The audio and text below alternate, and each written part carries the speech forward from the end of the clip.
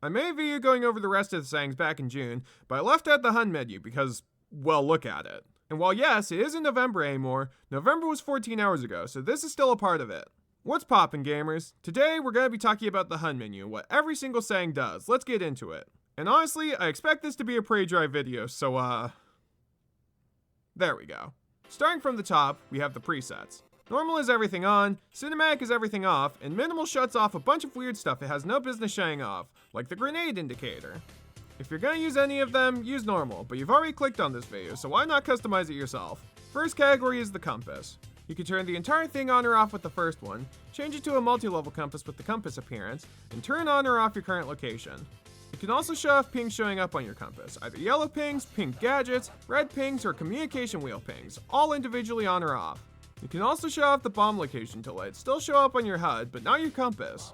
Now finally on to the first one that isn't self-explanatory. Elimination markers shuts off two separate things. It shuts off the location of downed teammates and where they died.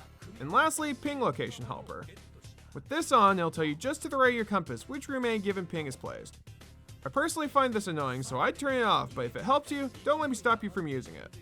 Next section is short. Loadout shuts off all of this. Don't turn it off. Loadout input shuts off all of this. Don't be afraid to turn this off. Onto the bottom left of the screen, health is this bar right here. You can either have the bar, just the numbers, or entirely off. Some players shut off their health because it shakes their confidence, and every gunfight can be won if you just headshot them, but I still don't think I'd recommend it. Status effects show things off like Finka boosts, rook armor, Deimos tracks, and tube freezes, and how long you have on them. Useful, keep it. Stance indicator is useless clutter, don't keep it. DB and no timer is just the timer for you if you're down. It doesn't affect your teammates' timers, don't ask me why. And lastly, critical warnings. This one is also fairly opaque, but basically it's anything that shows up flashing red on your screen. Are you doing a run out? Warning. Did deathmark fail? Warning. Getting calf tracked? Warning. Pretty much if it flashes red, it's affected by this setting. Just above the compass, we have reminders. Action reminders shuts off all of these. These are all contextual, so they aren't worth shutting off.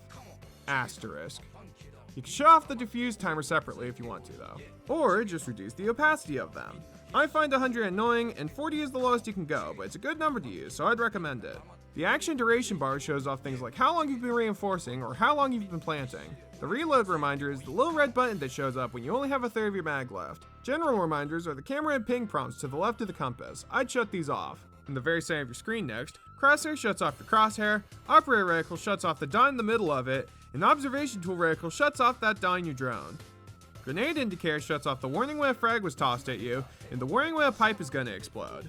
Threat indicator shows where bullets that passed near you came from. Hit indicator shows where bullets that damaged you came from. Both of these are shut off when you use Pro League settings.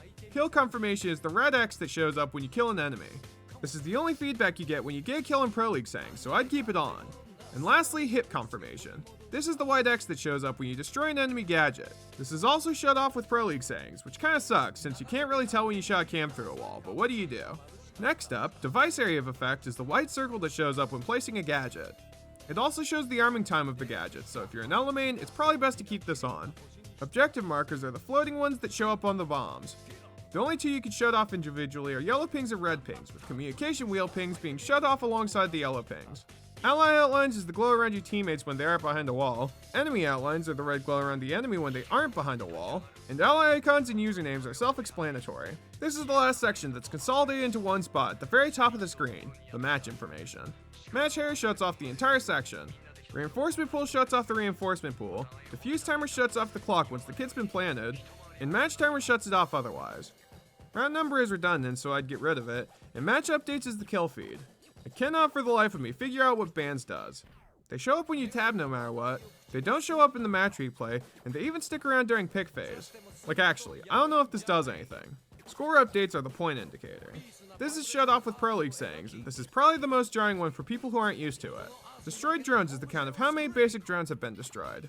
Once again, this is shut off with Pro League settings. And lastly, versus notification. This is the giant 5v4 that shows up when an enemy dies. As far as I can tell, this is the last setting Pro League settings turns off. And finally, the other section. This has a bunch of weird settings that don't really fit anywhere else. For example, the gameplay warnings.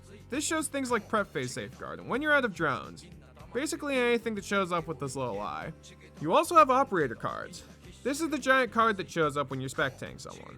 If you don't like manually shutting it off every time, here's how you fix that. The observation panel shows all your cameras and drones when you're on it. I don't know why you'd want to shut this one off, but here's how you do it. Voice chat indicator is this. And lastly, operator guides is the giant annoying tutorial that shows up whenever you pause. Useful if you're new, but mad annoying if you aren't. And that's all the settings. I hope it's obvious this isn't comprehensible. Some settings might do some weird something I just haven't come across, but they shouldn't really matter that much. For all of you aspirational pros out there, if you want a consolidated list of settings to shut off, it's these three and these three. 4-second timestamp, you're welcome. But as always, if you enjoyed this video, leave a like. If you want to see more videos on R6, subscribe. That's all I got for you. Catch you in the next one. Peace.